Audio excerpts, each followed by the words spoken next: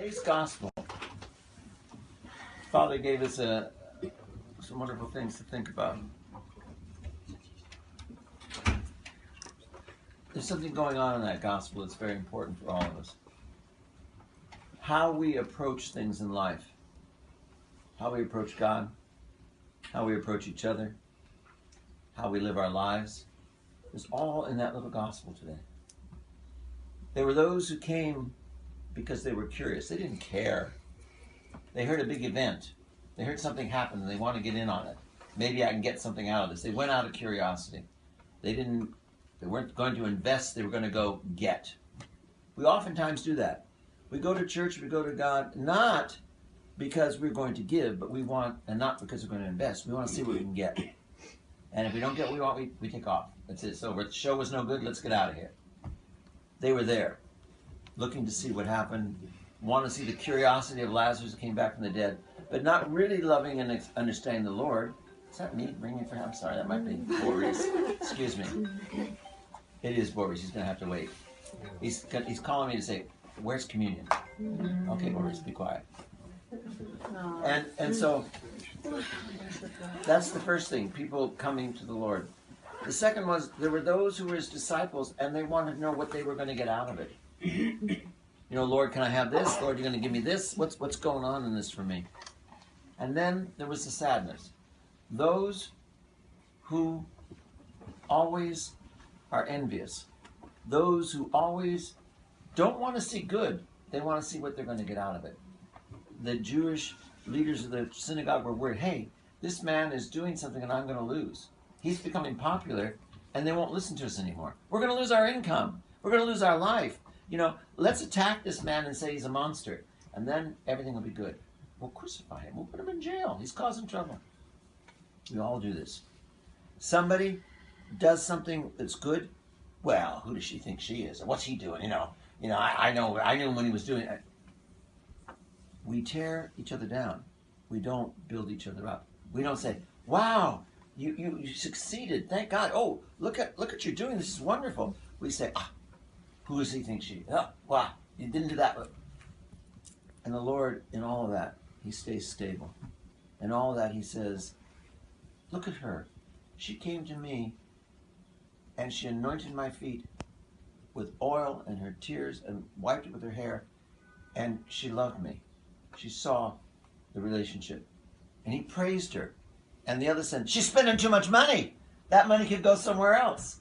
All they thought about is what they're going to get out of it, not what the Lord is giving them. And we do that all the time. I just wanted us to look at that and say, look at yourself in relationship to God. And look at yourself in relationship to your brother. Do you love? Do you support? Do you hold up? Do you encourage? Are you going to God out of happiness, or are you going out of curiosity? Are you going because you want something? Or are you going because you want the relationship and you love him? What is it all about? Are we ever going to grow if all we do is look for what I can get instead of what can I give?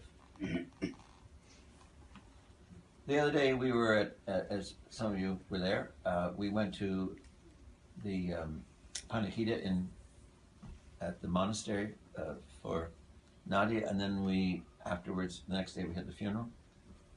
And there was someone who called me up and said, I know it must be an enormous struggle for Anna and Sergei. And, do they need anything? Do they need a car?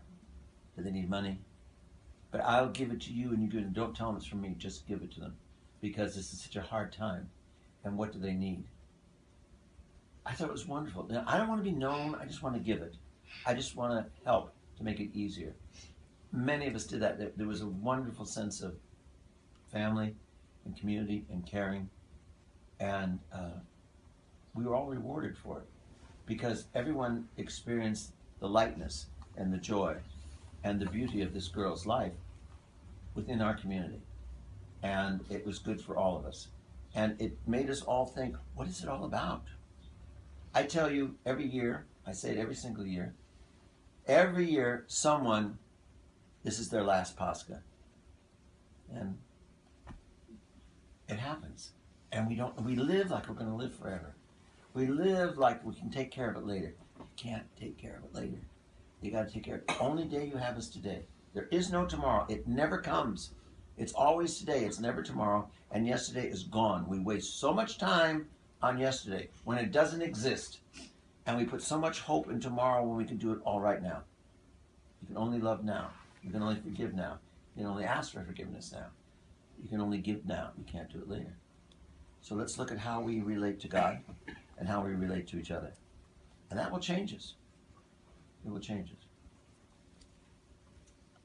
Have a feast. And we'll see you all tomorrow, God willing. One or both. 6 or both 6s. It'll be great. Tomorrow's the bridegroom matins in the evening. It's beautiful. If you never heard it, come. It's spectacular. Behold, the bridegroom comes at midnight. And it's a wonderful, he's coming to your soul. And don't be the foolish virgins who are out having a party and forget to come to greet the bridegroom. So, put a little gas in your tank and get here. We'll see you all tomorrow. Have a wonderful day. Enjoy it. This is the last feast until Pascha. Eat and have a good time.